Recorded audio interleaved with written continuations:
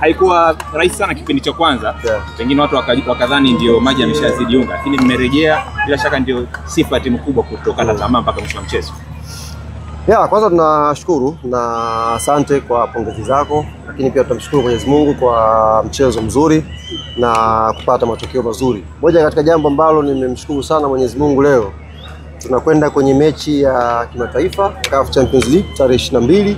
Tumecheza mechi ya mwisho ya ligi leo na hatujapata majeruhi yoyote. Yaani moyo wangu ulikuwa unamdunda kwa sababu tumekuwa na hiyo trending kwenda kwenye mechi muhimu ya kimataifa, alafu tunatengeneza majeraha kwenye mchezo wetu wa mwisho wa ligi kwenda kwenye huo mchezo wa kimataifa. Kwa leo imeisha salama. Daktari ameniambia hakuna majeruhi yoyote ambayo yanaweza kusababisha mchezaji kukosekana kwenye mchezo wa Farabat. Kwa hiyo nimemshukuru sana Mwenyezi Mungu kwa hiyo. Lakini la pili ni wapongeze benchi la ufundi, wachezaji wetu kwa matokeo mazuri ya leo, na ni matokeo ambayo yametupeleka sasa juu ya kilele cha msimamo wa ligi kuu ya NBC.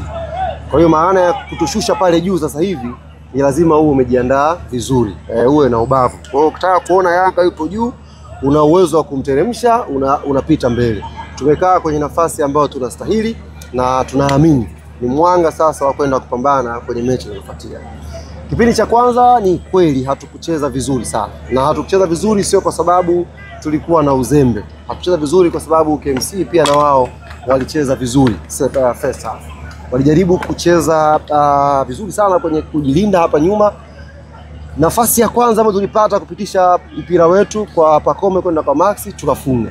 Lakini ukiangalia dakika nyingine zote walikuwa watu force twende pembeni tupige cross. Tulikuwa tupate nafasi ya kupita katikati, kupita vile ambavyo Yanga tumezoea kupita. Na wakawa na ushap, baada ya si kufunga goli ni kama tuka switch off kidogo, wakawa na ushap, tukafanya mistake hapa, wakapata foul. Faida nafikiri ya jua Diara akaucheza ule mpira kile alicheza katika eneo ambalo Saliboko alikuwa yuko active na akafunga goli zuri. Kwa hiyo tulipokwenda vyumbani, sijui mwalimu alizungumza nini, lakini naamini alikwenda kuwakumbusha umuhimu wa dakika 5 za kipindi cha pili kuja kucheza kwa umakini. Pressure ni kubwa sana, watu wanahitaji matokeo, players wanacheza kwa pressure kubwa. Baada ya goli la pili kila kitu kilifunguka. Nafikiri uliona nafasi nyingi, magoli tumefunga mawili mengine tena. Players wakaanza kucheza bila pressure. Na hii inairudia kila siku. Kinachotuumiza hapa sasa hivi ni pressure tu. Pressure hii ikipotea, tukianza kushinda kwa ushindi comfortable namna hii, tukashinda kwenye michezo mikubwa, tutakuwa kwenye nafasi nzuri ya players kuonyesha zaidi kile ambacho wako nacho. Ni kama pressure inaanza kuondoka sasa kwa Andy Boyeli Tembo. Leo amefanya vizuri sana. Sisi niwape kidogo shule hapa. Nimeona kuna mtu mmoja yule akili hana. Nikisema tu bahati mbaya hapa, yule akili hana. Alikuwa anazungumza kuhusu usajili ambao Yanga wamefanya msimu huu. Baada ya kutoa kikosi akasema, mbona wanaanza wale wa msimu uliopita? Jamani, sisi tulifanya usajili kwa ajili ya kuboresha timu yetu. Hatukufanya usajili kwa ajili ya kujenga timu yetu. Wachezaji ambao unaona walikuwa last season, mikataba yao iliyoisha tuliwaongezea mikataba. Lengo ni kuhakikisha wanabakia na wanakuwa wachezaji muhimu kwenye timu yetu. Tungekuwa tuna ulimbukeni tu wa wachezaji wapya, maana yake tungemwacha Maxi asingeongezewa mkataba, tungemwacha Duke Abuya asingeongezewa mkataba, tungemwacha Mudathir asingeongezewa mkataba, tungemwacha Pacome asingeongezewa mkataba.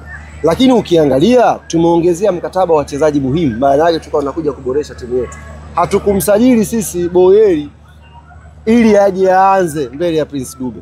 Tulikuwa tunaamini tuna striker wetu namba 1, Boyeli aje kuongeza changamoto kwa striker anayeanza. Hivyo hivyo kwenye nafasi nyingine. Nafasi pekee ambayo mtu yupo anaanza comfortable kwenye timu yetu sasa hivi ni namba 10 ambayo anaanza Mohamed Dumbia. Kwa nini? Kwa sababu namba 10 wetu wawili wote wameondoka. Ameondoka Azizi, ameondoka Chama. Kwa hiyo Dumbia ndio namba 10 mpya, ndio maana anaanza. Hata Mzizi angekuwa fit, maana yake hata Chikola angekuwa anakaa mbao. Sio, unaelewa? Kwa hiyo sisi hatukwenda kujenga timu, tulikwenda kuboresha timu. Kwa hiyo hawa wapi wanaokuja hawa mdogo mdogo wanatakiwa waingie kwenye timu kwa kuonyesha ushindani. Kama hivi anaanza Dube, akija Boyeli anatakiwa aonyeshe kwamba anaweza kucheza vizuri kwenye nafasi. Hivyo hivyo akija kucheza Musa Balakonte, akija kucheza Lassine Kouma, wanatakiwa waonyeshe kwenye nafasi hiyo mimi mpya naweza kuofa kitu kikubwa. Na hapo ndio timu bora inapatikana. Sio tu kama unasajili mtu kwa sababu ni mpya unamuingiza kwenye kikosi. Kwa hiyo hata Boyeli anatokea bench kwa sababu anatakiwa alete changamoto kwa anayeanza. Kwa changamoto ikiendelea, maana yake wewe ambaye unaanza sasa ambao ulikuwepo last season, ukizembea huyu mpya anachukua nafasi yako, anakuwa regular kwenye kikosi chako. Sasa hii ni shule ambayo nilitakiwa niwaite, niwaeke chini, mlipie, ni wapi. Lakini bahati nzuri tu leo nina mood nzuri, nimewagea hii. Nataka unielezee tukio moja wakati wa penalty. Pacome alienda kuchukua mpira akampelekea Boyeli. Alafu baada ya kufunga goli Pacome alikuwa akakimbia moja kwa moja kwenda kumkumbatia. Mimi nikaa zangu pale, nilikaa pale.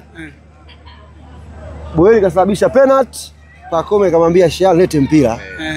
Tunaongoza 2-1 Ile goli ilikuwa la 3 naua mechi. Pacome kaomba mpira, akasema hiyo kamba hiyo. Ghafla Boyeli akamfuata Pacome, lete mali. Sema Boyeli, mbona ujipendi? Ili funga macho Boyeli angeka nje saa hizi. Lakini ameonyesha confidence ya striker. Ameonyesha namna unavyotakiwa ujiamini kama mshambuliaji. Alikuwa anahitaji goli moja kupata hiyo confidence. Mshambuliaji mwingine line hivi, huwezi kuomba ule mpira. Kaushika Pacome ujue. Kaenda kuomba yeye, niachie huo mpira mimi niweke kambani. Amechukua mpira, akapiga penalty nzuri, confidence imekuja, akatengeneza nafasi nyingine, akafunga goli. Kwa hiyo ni mshambuliaji ambaye tunamsifu kwa kujiamini na kuonyesha kwamba hayuko Yanga kwa bahati mbaya, anahitaji kupambana na kuingia kwenye kikosi cha kwanza. Twende bana, ngoja wapi la mwisho. Fanya sisi tumefikiria mbali. Ndio maana tumekwenda New Amani Complex. Na umekuita vizuri ndugu yangu. Kule ni eneo la mateso na mtakwenda kushuhudia mchezo wa kwanza wa FAR Rabat. Niwaambie mashabiki na wapenzi na wanachama wa klabu yetu ya Young Africans. Haya leo ya ligi yameisha hapa.